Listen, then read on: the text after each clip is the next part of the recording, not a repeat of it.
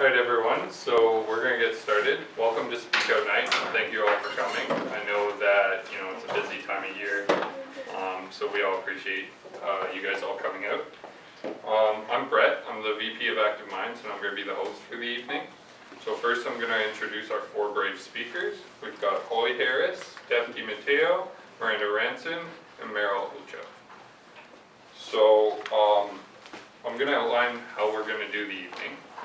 So we've got an activity plan, which I'm just going to outline in a moment, the first half, and then the second half we'll do at the end. Then each of these speakers is going to tell their own personal story surrounding mental illness. Then we're going to do a discussion panel section of the evening where we've got questions planned, followed by a Q&A with you guys. So if you guys have any questions or comments, that would be the time then for that, and then we'll finish off with the second half of our activity, and then we've got a guest to come in and talk about her study. So for the first part of the activity, everybody has a piece of paper and pencil in front of themselves, right? So what I'd like you guys to do is take one of the pieces of paper. What I'd like you to do is write a list of words or phrases that you feel a person uneducated about mental health would use to describe someone with a mental illness. We'll give you guys a couple of minutes to just do that.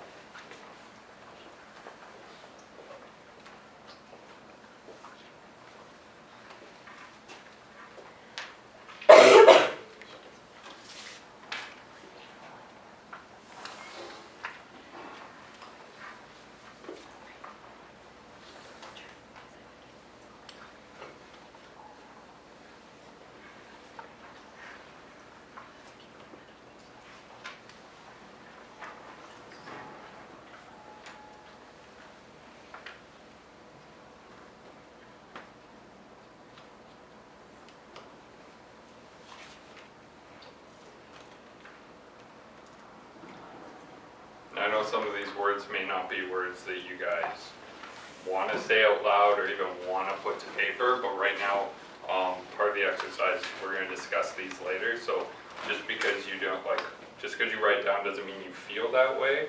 It's just something that you might hear. So.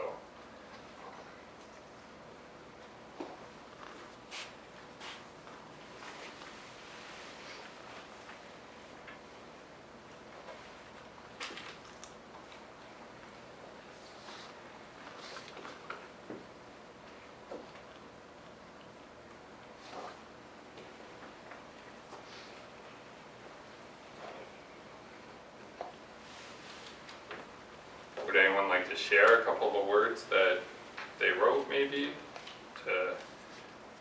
And if not, that's totally okay too. We'll revisit it later. So what I'm going to ask then is that we set this aside. We're going to come back to it near the end. And now we're going to shift to the speech portion of our evening. So without further ado, I'm going to pass it off to Holly to get us started. Hello. I'm going to keep it pretty cash, so I'm just going to sit that's all right, everyone. Okay, so my name's Holly Harris, and when I was 8 years old, I would wake up every morning screaming and crying uncontrollably. I was unable to get myself out of the vicious cycle. Everything I ate would come back up, and my body was rejecting everything because of the thoughts. So what if was the prefix to a world of nightmares. What if after I die there's no heaven? What if someone in my family dies? I would ask these questions to family members and strangers and teachers and anyone I could get my hands on, and this huge unknown was just so scary for me, and I couldn't get an answer. There is no answer. So that kind of led me down in a downward spiral. So it went on like this for 3 months. I missed school. I dropped a lot of weight. So eventually my mom took me into the hospital, and I was put in the psych ward, which is like a weird place for an 8-year-old kid, right? I'm around all these older teenagers, and I'm away from my family. So I took my first pill there, and they kind of did some assessments on me. And after the second day, I was diagnosed with generalized anxiety disorder. So all of these are kind of big thoughts for an 8-year-old girl. So I didn't really know where to go from there. I was so young and had no clue what mental health was. So my parents definitely educated themselves, and they kind of dragged me along at first because I had no clue what I was going to do, and then I kind of took it into my own hands, my recovery. So for the first year, I was put on medication and did cognitive behavioral therapy, which is basically you just learn strategies on how to deal with your emotional and physical symptoms of anxiety. So after that year, they just took me right off meds, and I was kind of there to fend for myself. I still did CBT, but I was on my own chemical-wise. So with generalized anxiety disorder, you have an imbalance of serotonin, which is basically, I explain it as your rational thought hormone. So I had to use my techniques that I had learned in CBT to kind of regulate how I felt. So things were good, and I would have probably about a week every couple months where I would go back to the way it was before, throwing up every day. I couldn't get myself out of the cycle. So now, fast forward like 11 years, I still deal with it, and I definitely go through phases. So you have to adapt your strategies to deal with it with the stage of the mental illness. So like sometimes it'll be performance anxiety or social anxiety. And you kind of have to keep on top of your game to keep up with it. So using new strategies each time something new comes up. So this past August, I was actually diagnosed with depression as well. So this kind of compromised a huge sense of my identity, because my friends know me as like this bubbly, uppy person, and I'm always down to do everything. But I felt so drained. I didn't want to get out of bed. I wasn't enjoying any of the things I used to enjoy anymore. And when depression and anxiety, they're very common to like find together, but when they mix, they kind of turn into something pretty ugly. Because, so the way that my therapist explained it, so let's say your friends invite you out to dinner, and you really don't want to go, you don't want to get out of bed, you don't feel up to it, and that's your depression talking. But then your anxiety that comes in, and it's like, oh no, you're going to lose all your friends if you don't go. So you force yourself to go out, and then you're just like worse off for the wear. So we call it FOMO in my family, fear of missing out. So your FOMO and your depression are kind of battling each other, and it's very exhausting deciding what to do and emotionally draining. So I was pretty like lost at what to do because I didn't know who I was anymore. And my dad kind of said something to me one time that really stuck with me, and he said, you have depression, but depression isn't you. So yes, it's a part of what I have to deal with, but it's not who I am. So I can still be a happy, upbeat person, but it's just something that I have to deal with for now. So one of the main things I can say that's worked for me during my experience with mental illness is taking my recovery into my own hands. So finding different types of therapy that might work for me, and finding different therapists when I have like utilized one to the maximum capacity. And there's no cookie cutter way to deal with anxiety or depression, and everyone's like, oh, go straight to CBT, because that's like kind of what everyone uses. But we're getting to the point with mental illness that we're getting so good that we can specialize more, and you need to find what works for you. And I took that into my own hands to do the research, and I like bought my own DBT book, which is Dialectic Behavioral Therapy. Yeah. Okay, so yeah, like just finding what works for you. And now I'm gonna kind of move into like what other people have done for me and how it's helped. So what you guys could possibly do for someone you know with a mental illness, or you can use it for yourself to help tell others what you need.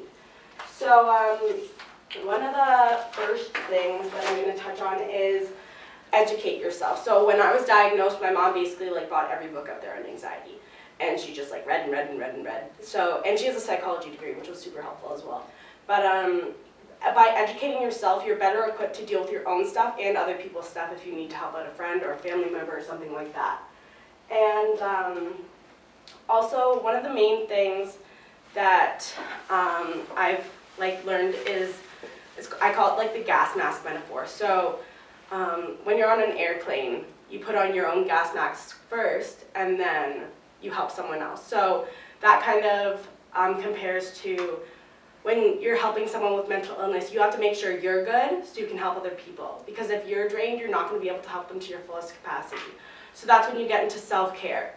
And I saw this like Instagram thing, and it was self-care isn't selfish. And I think that's a thing that a lot of people think, is that taking care of yourself before others is selfish and you shouldn't do it. But you have to make yourself your main priority, or else no one else is going to do it for you. So making yourself your main priority, and like I listened to Louise Hay. She has these like tapes or whatever. She's awesome.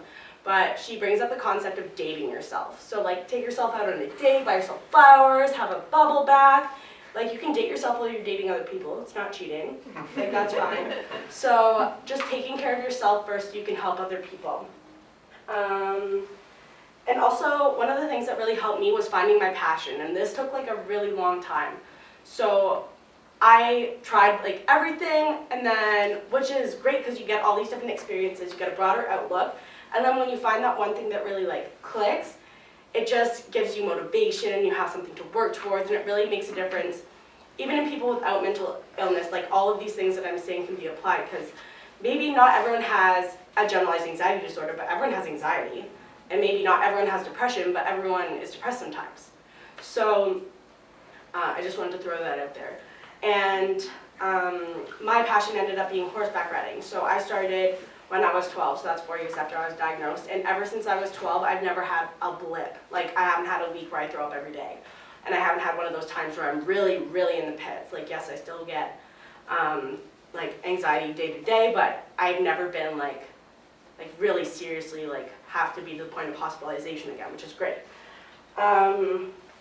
So where I am now is I am a student at Brock. I'm a second year psychology student, and I'm planning to use my experience to help educate other people. I'm a mental health advocate. I speak at events, and it really gives me purpose to be able to use what I've gone through and what other people have done to me to help others. So I'm also on the Brock equestrian team. I have a boyfriend, I have a car, I live with my friends. Like, so that just goes to show that no matter how hard it is at one point, there's always, like, it always gets better. And I know it won't feel like that at the time, or maybe you feel like it's never gonna get better, but it does. And it just takes some work. And one thing that I can say that was great about my support system was they definitely supported me without enabling me. So they knew that my feelings were real, even if they weren't, like they didn't understand them, but recovery was the only option. So that's the way to look at it, is aim for recovery, but understand where they are now too. And and the other thing about support systems is people come and go, and it's hard at the beginning because you're so attached to everyone in your support system and they're holding you there, but everyone who comes and goes leaves something else, another resource for you to use. And that's okay, and you can come and go out of other people's support systems too. It doesn't have to be stationary. Recovery is fluid, so that's another thing to remember. So thank you very much for listening to my story, and I hope you guys get a lot out of this evening.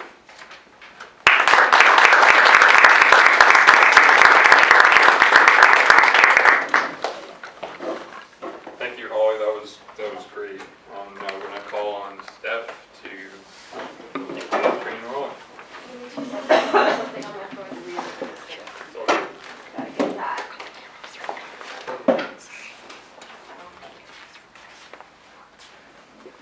I guess I did all this too, didn't I? I'm gonna be a little bit of an organized mess here, guys, so I apologize. Bear with me. This is my art piece for tonight. It is a picture of my face, and I did take it, and it is one picture. And that's really cool. That is kind of, I guess, I bring this to everywhere that I speak, because I kind of see that as who I am. And like, not necessarily three different people, but just like three different sides to me, I guess. Like, you know, there's different sides to every story, so. Okay. Another thing before I start, I'm kind of like decided to be artistic with the way that I do my speeches. So if my entire flow doesn't make sense, that's okay. It probably doesn't make sense. And so anyways, yeah, I'm gonna try something different here. Okay. This is a poem that I wrote, and I'm kind of nervous to say it because, yeah. But okay, so replaced. Faced with feelings I could never erase, but I've got this feeling in my gut that something isn't right. Cognitive dissonance. How I think and how I feel. Is it the thought or is it the feeling that is real? So I will settle for what is known, self-sabotage. And I've thrown myself off the cliff again, floating into the water until another jumps in after me, and after that I will fall back in again.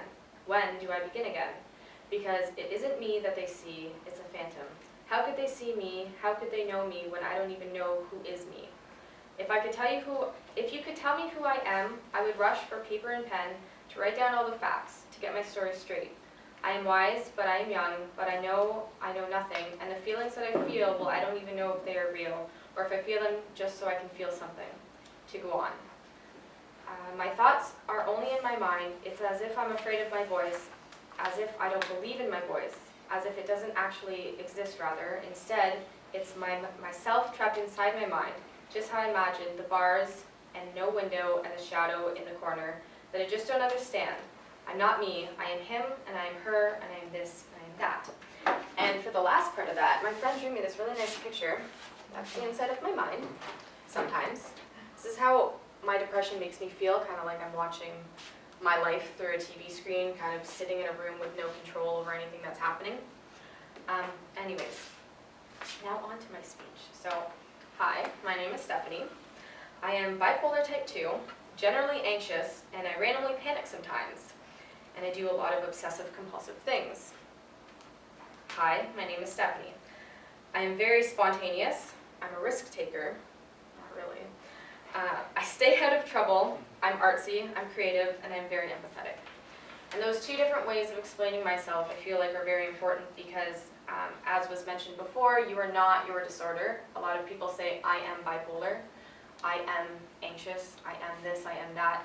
But you're not. You have this disorder. You have bipolar. So, I mean, and you kind of gain you kind of gain a whole other personality from your disorder.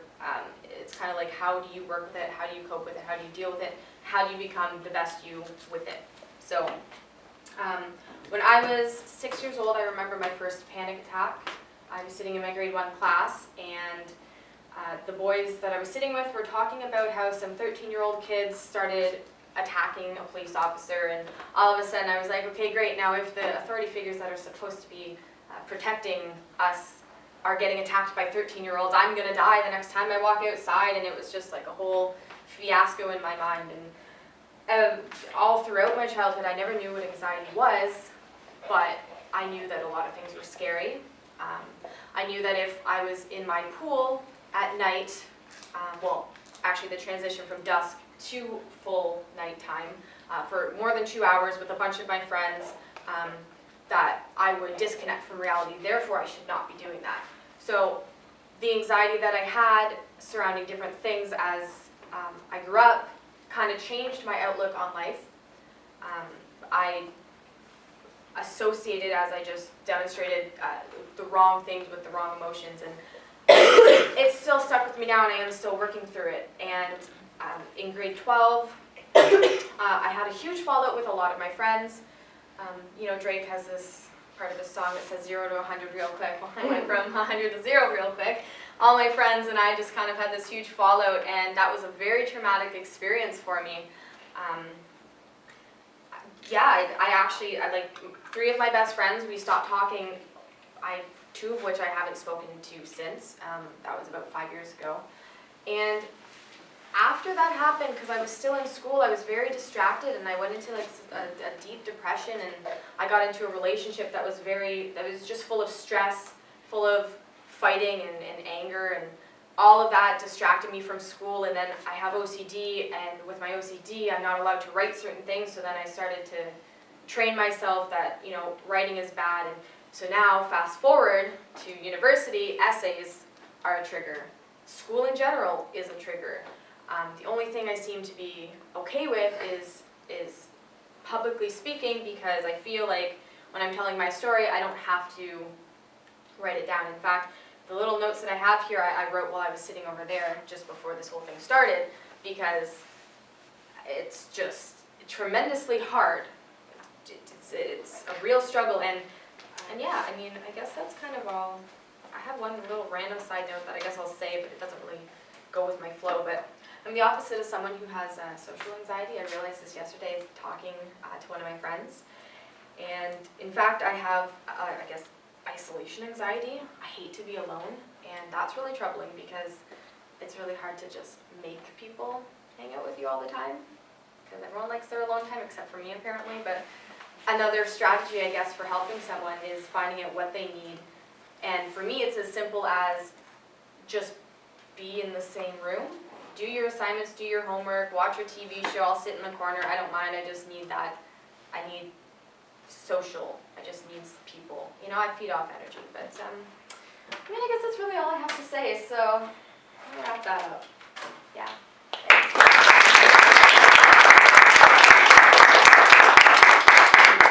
Thank you, Steph, for your honesty and openness.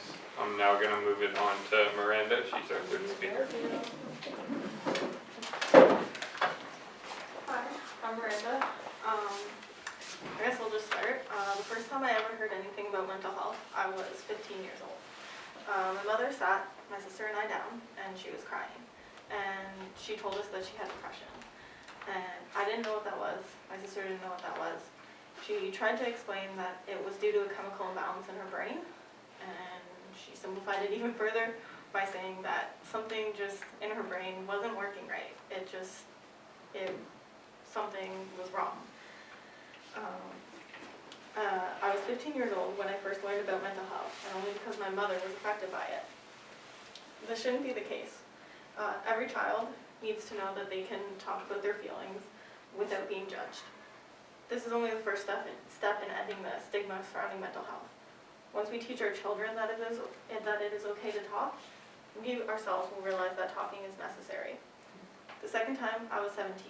I was walking home with my best friend, and she casually asked me if I thought I might have an anxiety disorder. I didn't really think of it much until a year later when I started having panic attacks. I talked to my mom about going on medication, but she was hesitant because I was so young. She eventually realized that my anxiety was a problem, and that's when I went on my first medication. It didn't work. It made me miss more school than I was missing before. The medication made me sick. The side effects weren't worth it. I then stopped taking it, but I never tried a different medication because I was so scared I would get sick again. I just dealt with my anxiety and panic attacks as they came up. I never tried to do anything about it. Until my first year of university. I was talking to my academic advisor about my courses and what would happen if I failed. I then broke down and started crying uncontrollably. She was really nice about it and brought me to Bronx Counseling Services. I didn't realize until later that she's used to people breaking down in our office. It was there that the counselor asked me if I had ever been diagnosed with an anxiety disorder. I hadn't, but I said that I had been on medication, anti-anxiety medication in the past. That's when I decided to go to my doctor, and I was diagnosed with generalized anxiety disorder. So basically it means I deal with an abnormal amount of anxiety on a daily basis that interferes with my life, socially, emotionally, and physically. It impacts my sleeping patterns. I don't get enough sleep on a daily basis. I actually went to a sleep clinic, and they couldn't tell me what was wrong. So I assume it's anxiety related. I also have stomach issues, and on most days I feel nauseous and don't eat. Sometimes it impacts me all over, and I'll have days where I just generally don't feel good. I used to miss a lot of school, and my mom actually wrote down on her calendar the days when I complained about not feeling well. And in the course of a month, I had more days when I was sick than when I felt okay. I also used to get angry a lot, and I was short-tempered with my family because my anxiety left me physically exhausted all the time. This also impacted my social life because I would not go to school or hang out with friends. These are just some of my general symptoms. If my anxiety is really bad, my heart races, my body sweats, I have a hard time breathing, it's hard for me to focus on things around me. But it's important to know that these are just my symptoms. Others may have the same or different symptoms because every person is different and every mental illness can manifest differently in each person. Looking back, I realized that I've probably had generalized anxiety disorder for most of my life. I missed school in grade 1 or 2 for no other reason than my stomach hurt or I didn't feel good. And when I was 9, my mom, sister, and I went to Disney World, every little kid's dream. My mom said she would go get us dinner if we stayed in the hotel room and watched cartoons. Well, she was gone for a while, and my mind immediately went to, oh my gosh, she's dead. Oh my gosh, she's kidnapped. oh my gosh, she's never coming back for us. What is happening? So, not really normal thoughts for a 9-year-old, but didn't really know that at the time. Once I was in university and diagnosed, my mom and I went to counseling together to help her understand what I was and am going through. And she also did a lot of research, and even though she didn't understand at first, and she may not ever fully understand what I'm going through, she has learned what my symptoms are and fully supports me and accepts me as I am. She is the first person I call when I feel a panic attack coming on, and she always does her best to help me through it. My dad is a different story. One night I had a panic attack at his house, and I knew that I couldn't stay in that environment, so I called my mom to pick me up. This really upset him, and even when I tried to explain it to him, and even though we went to counseling together, nothing I said reached him. He grew up in a different generation and doesn't understand mental illness at all. He believes that everybody experiences anxiety. That's life. I've tried to explain to him that what I experience is different because of my level of anxiety is higher than normal, and I experience it every day to a point where it impacts my daily life. After that night, our relationship has never been the same, and I don't think it ever will be. I've learned a few lessons since that night, though. I've learned that the people you want and expect to love you and accept you for who you are sometimes just don't have the capacity to do so. And you can't force someone to understand what you're going through. All you can do is explain it to them, and the rest is up to them. I've also learned that I need to surround myself with people that do love, support, and accept me for who I am, and I have a lot of people who do that. I shouldn't focus on the relationships that negatively impact my life. And I'm not saying it took me a day, a week, or even a month to learn these things. These were all hard lessons to learn and accept, and it took me years to understand these things. It also took me years to learn to accept myself regardless of others' views of me. It is hard for someone to accept themselves, mental illness or not, but the stigma surrounding mental illness makes it harder. I have generalized anxiety disorder, but this is just a label for what I experience on a daily basis. It is something I deal with and will continue to deal with for the rest of my life. But I don't consider this a bad thing. My anxiety makes me who I am, and I have discovered who's truly here for me because of it. I would never want to live my life any other way because I love myself, anxiety and all. I have generalized anxiety disorder, but I am not my disorder. I am kind, I am caring, and I am lovable.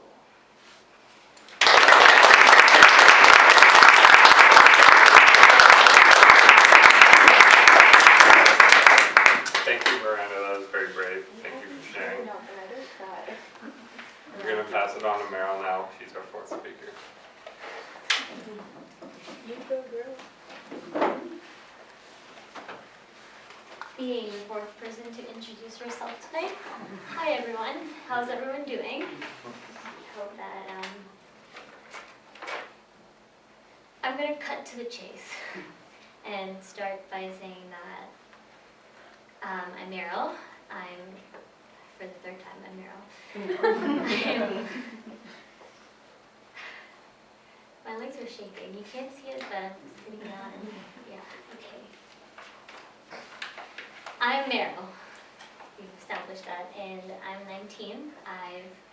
This is my second year here at Brock. I'm in drama and psychology, both degrees that I love and enjoy. And I was born and raised in the Philippines. If you don't know where that is, it's somewhere in Asia. You can look it up in the map or something. And it's a very different culture than what it is here, and that's true for every country versus a country, every place versus another place.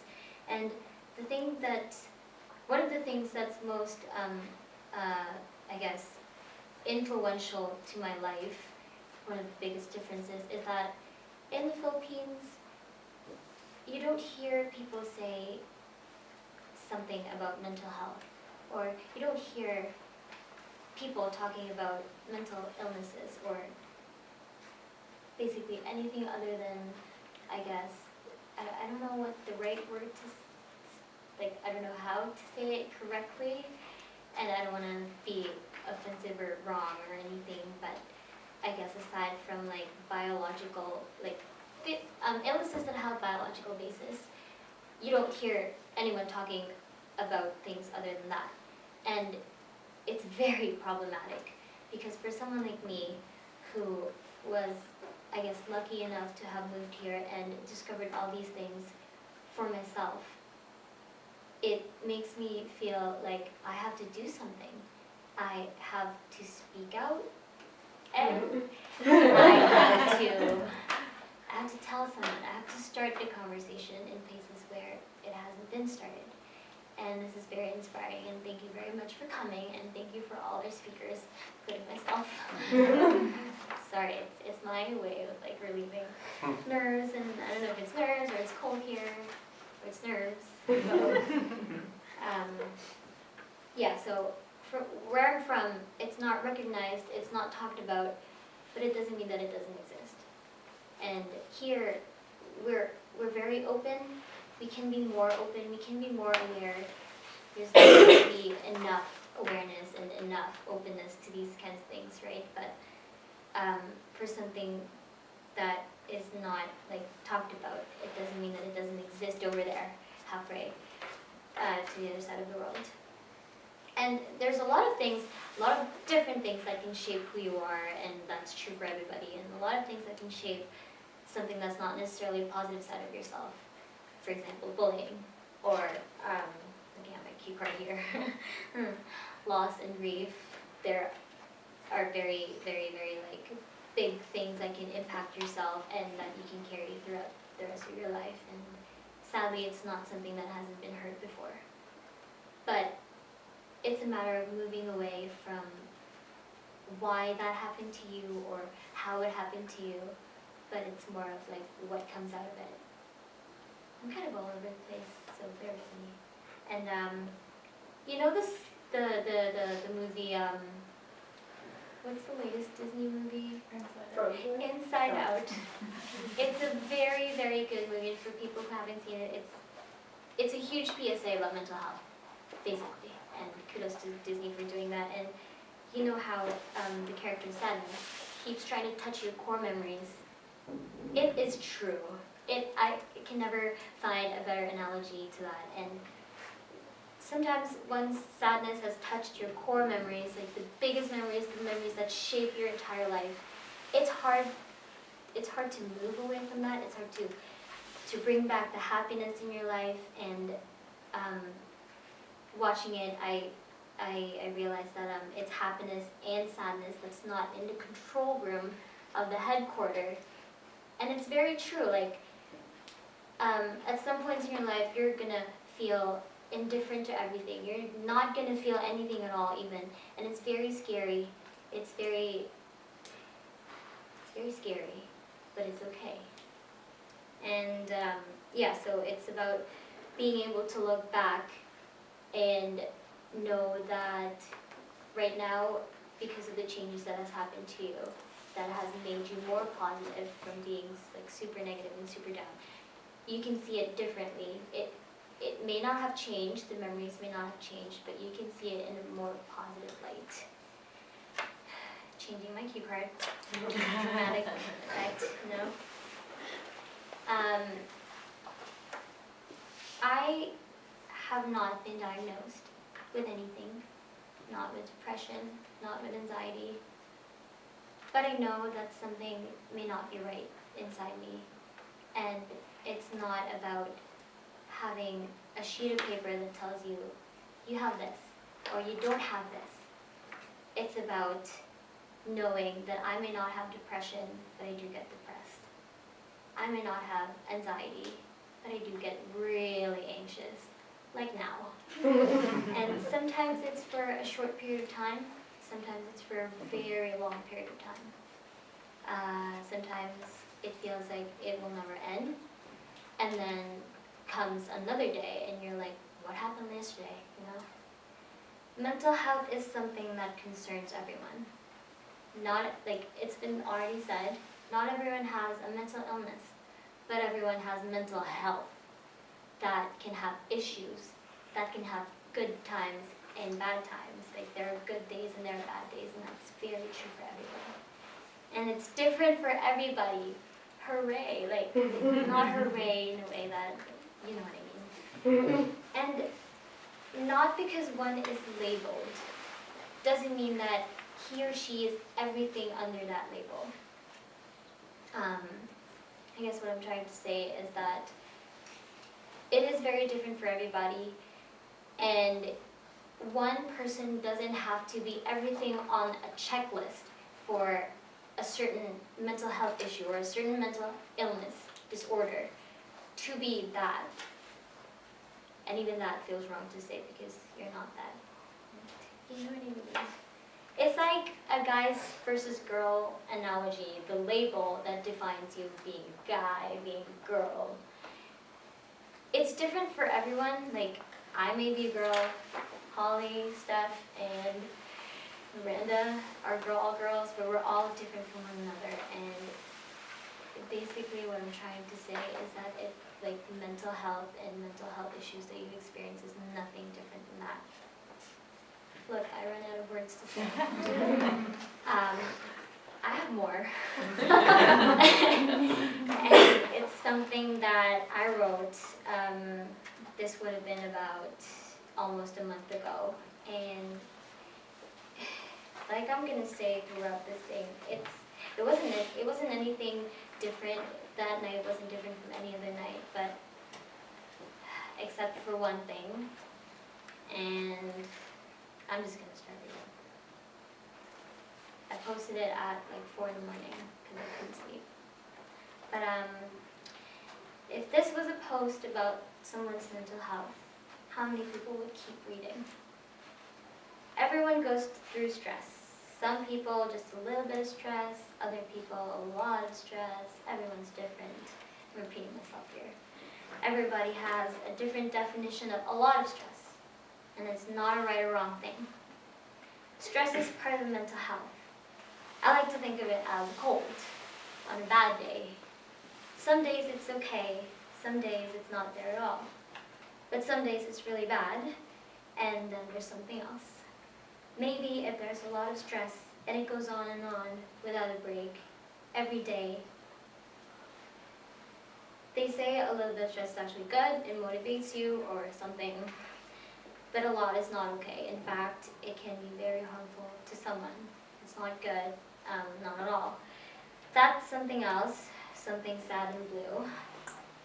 That something else may change someone.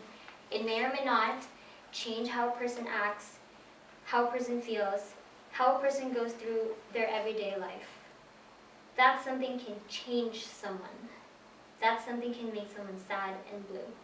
And that something can make someone feel like what's normal is that sad and blue. And when the person hears something like, "Are you okay?" or "You don't seem like your usual self today," it can be very confusing. It can make that person feel like they have to be a certain way, to feel a certain way, that being sad and blue is not normal, that it's not right, that it's not okay. I do believe that it always helps to approach someone and ask how they're doing, of course. And if they respond with how they are or what they're feeling, like, "Oh, I'm good, I'm great, how are you doing?" Like, it's good. The conversation shouldn't stop there. Telling someone that everyone feels stressed out, sad, or down at certain points in their lives is okay. But it's not something to say to make them feel like what they're going through is alright. It's different for everybody. Someone's "I'm okay" it could be someone's "I'm super stressed out." Sometimes it feels like a rain cloud hanging above you. Sometimes it feels super scary because bad thoughts that are out of your control come to your mind.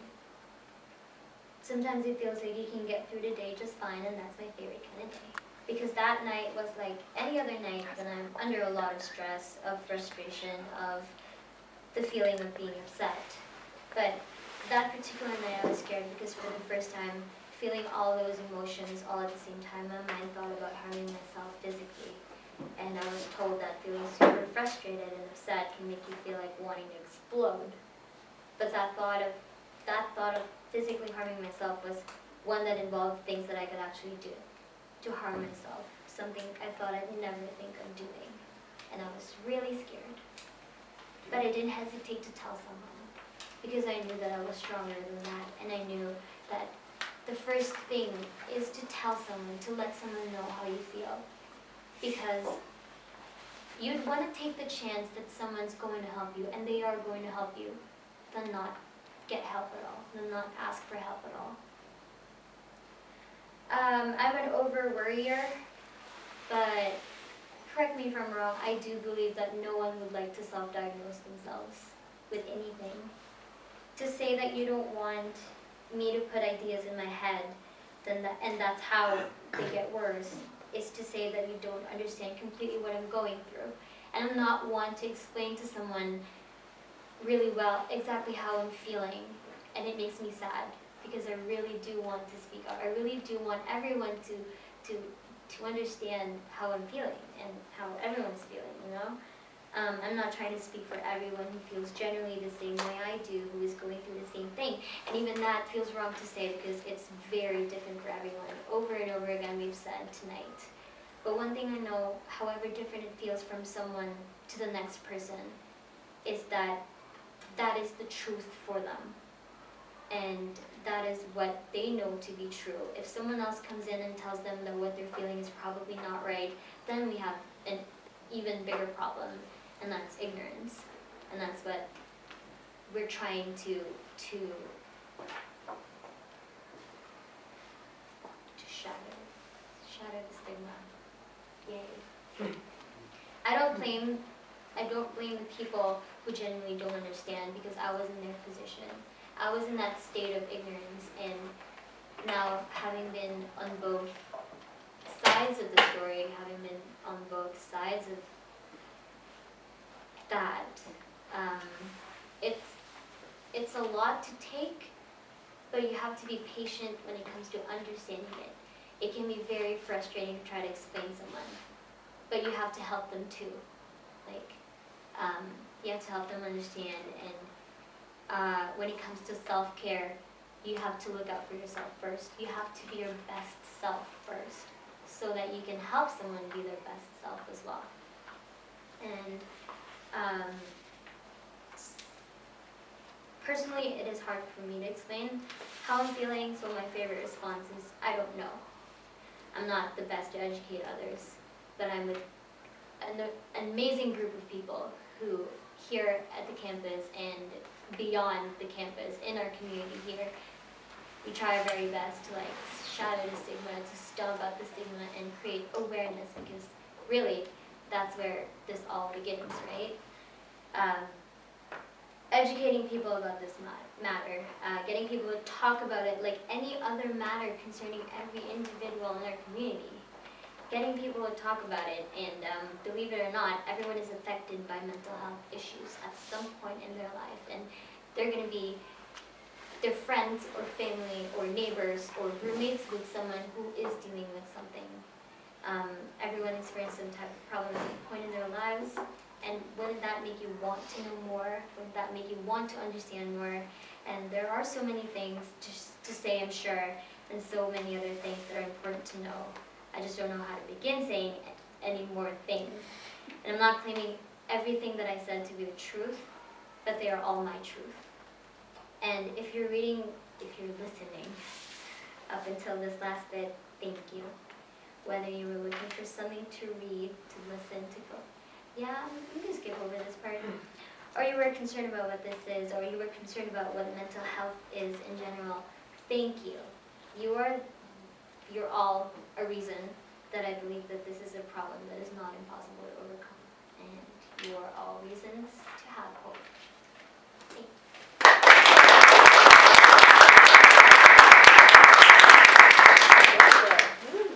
Thank you, Meryl. That was great. I'd just like to point out how difficult it is to come up here. I'm nervous. I'm just hosting. And I know as a business student, just presentations, public speaking in general is hard, right? When you're talking about a topic you don't even care about, maybe, or something. They're telling their story, right? And they're doing it their way, not somebody else's way. You all did it your way. You were vulnerable, you were open, you were honest, and I think we've all gained a lot from this part. So before moving on, I just wanted to thank you guys, and how about another round of applause?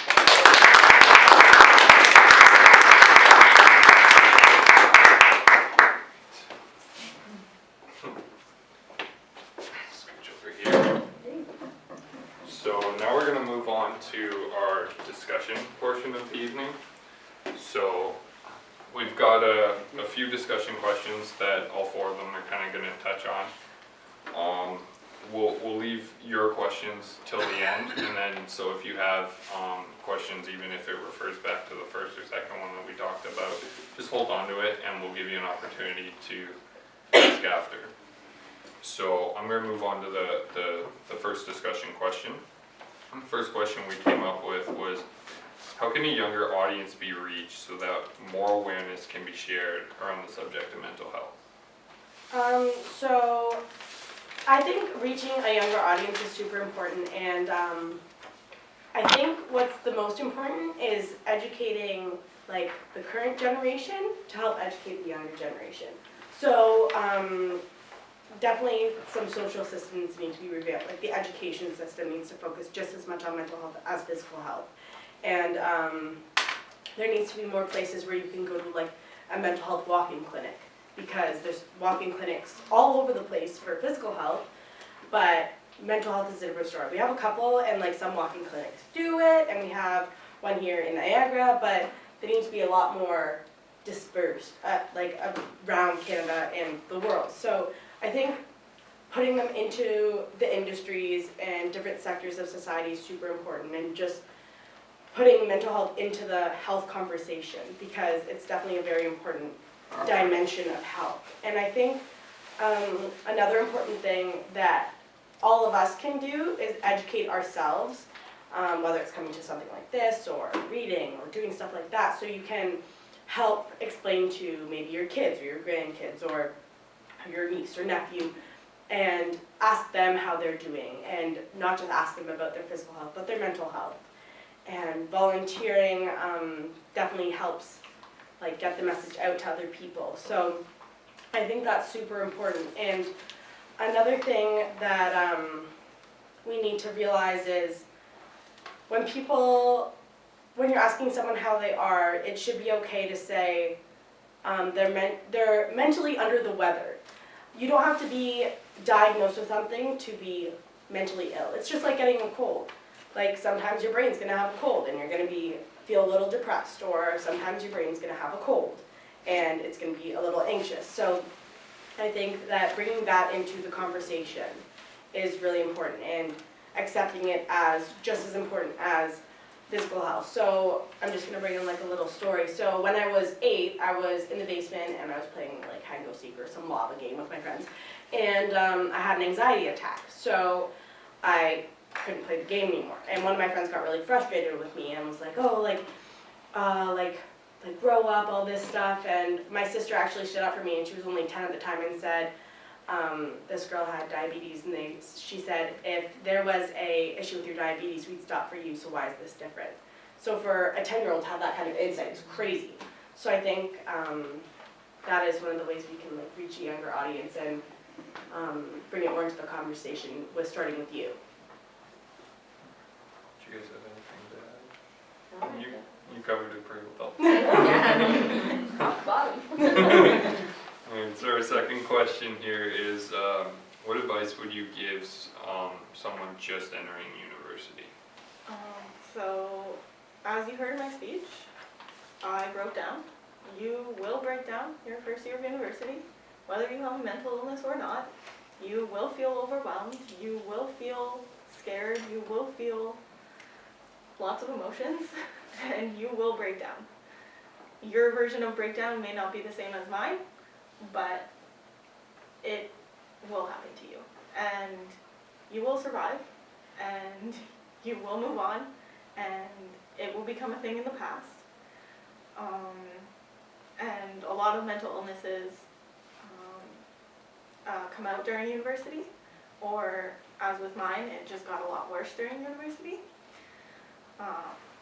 Also, you don't have to fit into a cookie cutter mold where you graduate in 4 years.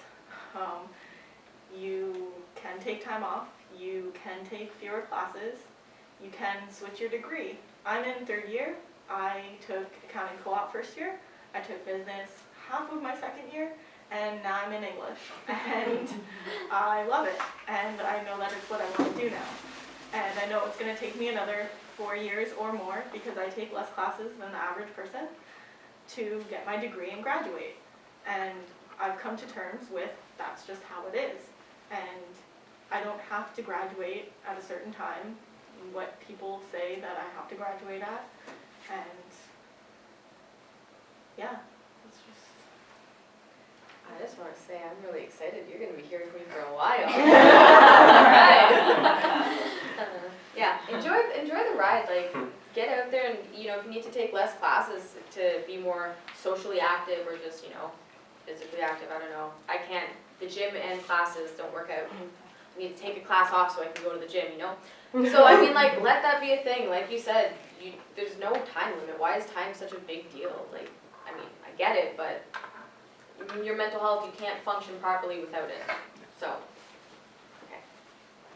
I think that's a good point too, so you had something? Yeah, you could. Go Okay. ahead. Sorry, like one more thing, that when you go into university, one of the things that I learned after my first year that I wish I knew when I came in is you don't have, like, if you're not feeling up to being social doesn't have to be an active thing. If you just want to be around people, you don't have to go out and be like, hey, do you want to hang out? Like, I wasn't feeling up to hanging out with people and like talking or being active and social, but I wanted like people around me. So like even just going and sitting in the library or just sitting somewhere where people are can be super good for your mental health if you're not up for the whole hoopla of like actually going to like a party or something like that. Like going to the library and having people around, even if you don't know any of them, is still social.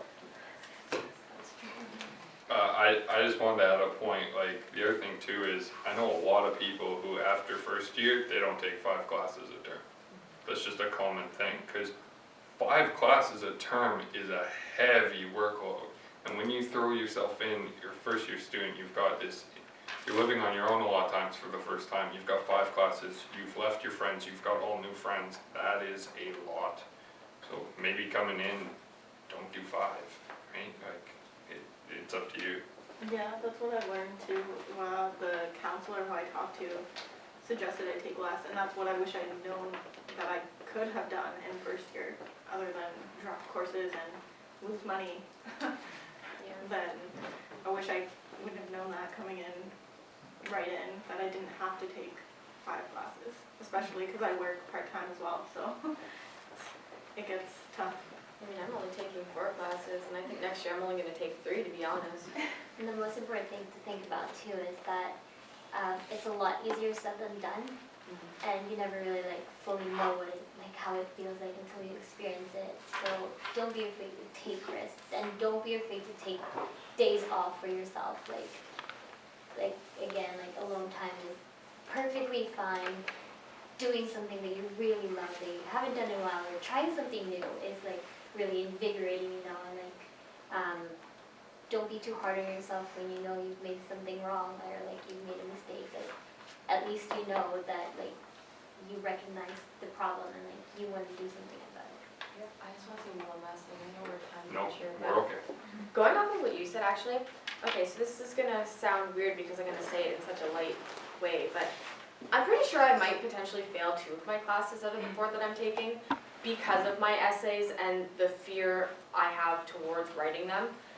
And they're like 30% for each of the classes, and it's like, oh my gosh. So, but I'm kind of okay with it because school right now for me is exposure therapy. Because school is a trigger, these essays are a trigger, the homework is a trigger, and I'm working through it all. And if that means that I have to redo my first year, like, so be it. I mean, I'm not upset about it. I'm just happy that I'm here and that I'm doing it and that I haven't dropped out yet like I did last year. So, I mean, I'm on the up. So, I just want to point that out. It's okay to fail. Yeah, and learning isn't always academic is like another thing, and people forget that. Yeah, I was just going to say that. So. Moving on. I do think we should move on to the 3rd question here, so I will, so this one is, how do you support someone else who's dealing with a mental health issue? Okay, I'm going to whip out another quote here, again by 21 Pilots. So it says, I don't want to call you in the nighttime, I don't want to give you all my pieces, I don't want to hand you all my trouble. You'll have to watch me struggle from several rooms away, but tonight, I'll need you to stay. And why I use that, because I don't need you to fix me, because I'm not broken. I don't need you to understand me, because you probably won't, because I don't even understand myself. I just need someone who is going to be there to love me unconditionally no matter what I'm going through. Just be that person that I can come and talk to. Don't tell me that you know how I'm feeling, just tell me that you care to listen. And honestly, if you can't handle what I'm saying, that's totally fine too. Like, you have your own problems. My best friend can't watch any of the videos, like any of these speeches that I do, because it triggers her. And that's totally fine and totally understandable. You have to deal with yourself first. So I think the bottom line is really, when you're trying to help somebody, is to just meet them where they're at, be there for them, even if that's silently. Active listening, very important. Active listening does not mean sitting there thinking about what you're going to say next, because you might not know what to say next. Just take in what they've said and ask them questions maybe. Like, I love when people ask me questions. Ask me 1,000 questions, because that shows me that that you care to know what I have to say, and it helps me figure myself out too. And I feel like just having that, it's like an anchor, be my anchor, just having that social support, even though I'm afraid to be by myself. It's just, you need to ask what they need, because for you it might be being there, and for me it's not being there. Everyone's different. You need to ask them what they want and what they need. Yeah, it's like doing what works for them, not what you think should work for them, right? So those are great points. The fourth question here is, what are the main points of the mental health stigma that affect you, and how would you guys change it? The main thing for me is, like I've said, just because you're not diagnosed doesn't mean you're not going through something that is not important for everybody else to hear or talk about or listen to. I think that telling people how you feel is very important. Being patient to help them understand is very important. And to tell them like what works for you and what doesn't work for you, what they could do to help you, and what you want to do. Or I had a brain fart. But I guess what I'm saying is that, like, it starts with you and the people that are closest to you, and that, like, to break the stigma, you have to do something yourself, and you don't have to force someone to do the same thing, but each person has, like, a way of understanding things and a way of coping with things, and, like, that's really important to recognize. I'm gonna get a little technical here. I like this topic, but I think for me, for instance, going up to somebody and just like telling them what I'm going through, as if to say I have a cold, like normalizing it. Like, I have anxiety, not like, oh, I don't want to tell you this. This is really, oh, you're gonna still like me after. Like, you don't like me after, that's fine. Like, whatever. But I have anxiety. This is, some of the things that you may notice I'm doing. Like with my OCD. I don't know if anyone's noticed me, like, touching one like this and stuff. My friends make fun of it all the time, but it's respectfully. And it's really fun, because then I get embarrassed, and then I think to myself, okay, Stephanie, you gotta tone it down now. People are starting to notice, and it's rehabilitating for me anyways. But back to, like, stopping the stigma too, I mean, just what you said, like, you don't have to necessarily verbally encourage people to go out and just let it be normal, but show by example. And I know that's one of the theories in psychology, is that we learn by example, by watching people do things. So my whole mission with coming out and talking about my life is so that people can do the same with one person at least, because sometimes you won't say it to anybody. So just normalize. Yeah, like my favorite quote is, well, it's all in your head. Of course it's all in my head.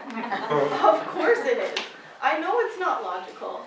I know it may not be normal for you, but it's normal for me. And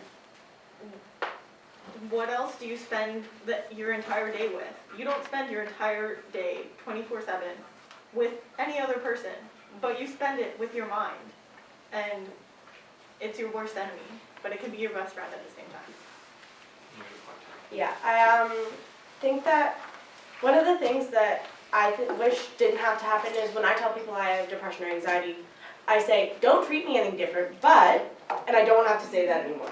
Like, I don't want to be coddled, but I want to be, like, respected and supported, but I don't want to be coddled. So, like, that's kind of where I'm at with that, and I want people to be able to go out and ask people how they're doing. Like, I speak for CMHA, and one of the things I learned from them was just go up to someone and be like, I noticed, I'm concerned, how can I help? So making that part of like a daily conversation and being able to go up to someone and say, hey, like, are you okay? Like, can I do anything for you? I want that to be A-okay. Yeah. Yeah. That's a valid point. Thanks. If you guys don't mind, I have a quick point that was just, as far as the stigma, I find sometimes too, there are gender stigmas around mental health. So if a girl responds to, and gets upset, depressed, anxious, she's emotional. And if a guy gets, upset, depressed, down, he's a wimp, he's not tough, he's gotta, rub some dirt on it. And it, where it perceives, the guy has to be tough and, oh, well, it's expected for the woman to be emotional, then I think both sides are just wrong. And it's like, why do we have to involve gender in it anyway? Because, like, if we're all people. So I just kind of thought I'd raise that point. I know I'm the host. 100% devalues even your emotions in general. Yeah. It just like unvalidates them. Like, no. Either way. Yeah, Whatever. absolutely. Yep. So, so moving on just to the last discussion question we have here. Maybe we'll get all you for sure to touch on this one is, how do you respond and accept yourself when others or even someone you love fails to understand what you're going through? I think like one of the most important things is realizing that, like, yes, you might hate having to go through depression or having to go through anxiety, but I know everyone who I've talked to who has gone through it, it's their best friend because they know themselves so much better. So I think the most important thing, again, is to make yourself your own main priority. Yeah, I would say that like if everybody in my life didn't get it and kind of, treated me as if I'm crazy or insane or whatever, I don't know how I answer the question, but just because I have so many people in my life that support me, I think just remembering that those people are there and the people that may not understand what you're going through, it's not that they don't matter, but you know more about it than they do, and if you just, think about it kind of like that, I guess. Like, it is what it is, just be patient with them. Yeah, like I said, my dad doesn't understand. I don't think he ever will, unfortunately. But I had to learn that I'm the only one who is going to take care of myself. I cannot rely on anybody else. My mother, my sister, my dad, anybody. I can look to them for support, but I can't rely on them. It's me first and foremost. It's me who has to love me. It's me who has to do self-care and accept me for who I am. And it did take a long time. I'm not gonna lie. It was a hard process, and it took a lot of time and a lot of tears and a lot of anger and a lot of laughs. But I eventually came to that place where I learned to accept myself. I just got really caught up in this thing that, sad at this, but I guess what I'm trying to say is that the first thing you have to do is to tell someone, and the last thing you have to do is to tell yourself that you're okay, and that it's alright to feel these things, it's alright to be this way, but it's not something that has power over you. And, it's really important to recognize it in the first place and to not be ashamed of it.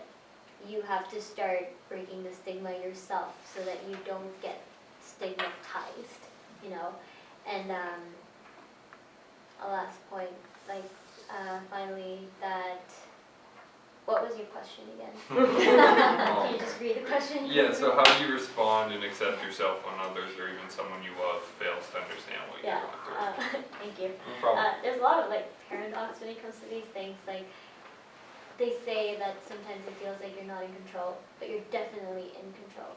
You have the control to allow people in to help you. You have the control to keep people that give like a negative vibe away from you because you're trying to take care of yourself. They also say that it doesn't matter what the end is, what's important is your journey. Well, I beg to differ that it's also important what the end result is, and that is you being able to overcome what you have gone through, and you being able to look back and see that hill, like I made it on top of that hill and through it and like down back and like now I'm happy. And it's not about trying to get rid of your issues or your disorders or your problems. It's about being able to live with it and not letting it affect you in a way that you don't want, like in a way that you don't want it to affect you. Yeah, those are great points. It's kind of like acknowledging to yourself that it's okay that I'm not okay right now. And also for me, just the dialogue that I tend to have when I feel unaccepted by somebody else is that their lack of acceptance has nothing to do with me. It has to do with their current level of awareness about mental health. It doesn't have anything to do with me. So it's about using the awareness that everyone in this room is either acquiring or already has, to kind of bring yourself back and say that's them. They're operating through their mind, with their thoughts, with their experience of life. So although they feel that way, and although it hurts that they feel that way, it doesn't mean anything about me. So, do you guys have anything else to? No? All right. Well, that concludes our discussion portion. Again, let's give a round of applause to.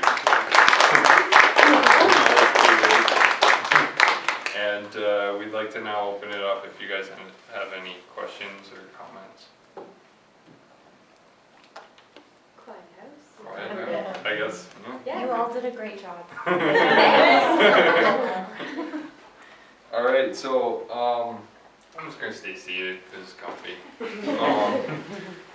We're gonna move on now to the second part of the activity. So if you guys don't mind grabbing the blank piece of paper that you have, and what we'd like you to write on that one is if you can think of words that you would use to describe our four speakers as a whole, we'd like you to jot those down.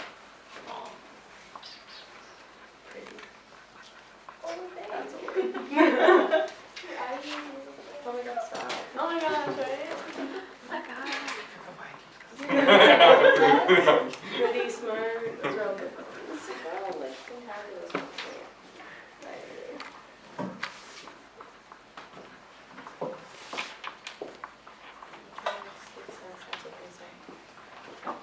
There you go.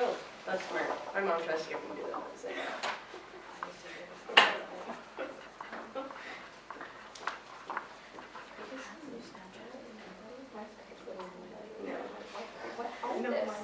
I don't. Wait. You can call people? Yeah, apparently they don't tell people. What's going on with this world? I don't like any of this. What? Oh, but I do want to say stickers. Oh my god, let me see. That's your Snapchat? Yes, is the cat's meow. That's what yours is.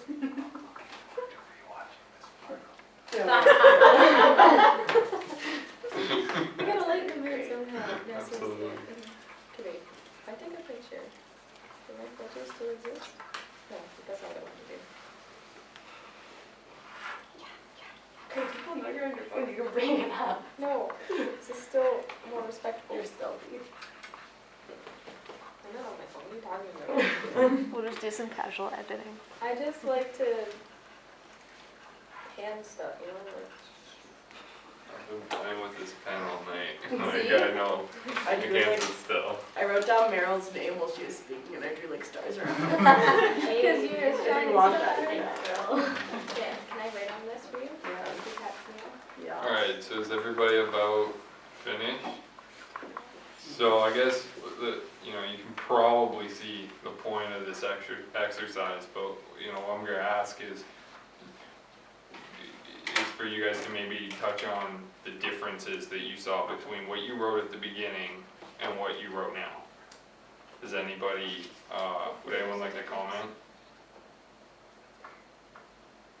What we wrote before was very negative, and now it's all like positives. Mm-hmm. Yeah, and that's where, I don't think this exercise really, there's a lot that needs to be said. I think why we wanted to put it in is because it visualizes it quite well, that, the misconceptions, and then you listen to the people who are experiencing these things, and is there a negative? Do you guys have a negative point? No, it's all positive, right? And so it just goes to show that awareness is the key to all of this. Awareness is the key that will lead to acceptance. I just want to say it's almost kind of like humanizing the whole situation. So there's the disorder, there's people, and it's kind of like an us versus them. But then, you hear us speaking and hopefully have good things to say after writing the negative things that are said about disorders themselves. But if we have them, but we're positive, you know what I mean? Yeah. Yeah. Yeah, and No, I guess first. that's a long, but. Perfect. You can argue about it on the way home. I think too in the first one, it's all the sort of blanket statements that are around the stigma with mental illness. And then in the second part, it's the nuances of individual personalities that you don't get when you're talking about the stigma. The funny, the creative, the vulnerable, the brave. That's not part of what the stigma is, but it is individuals with all varying degrees of mental health or not at various times. So anyway. That's a very good point. Yeah. Okay, so what we'd actually like you guys to do is to take that first piece of paper and we'd like you to all rip it up.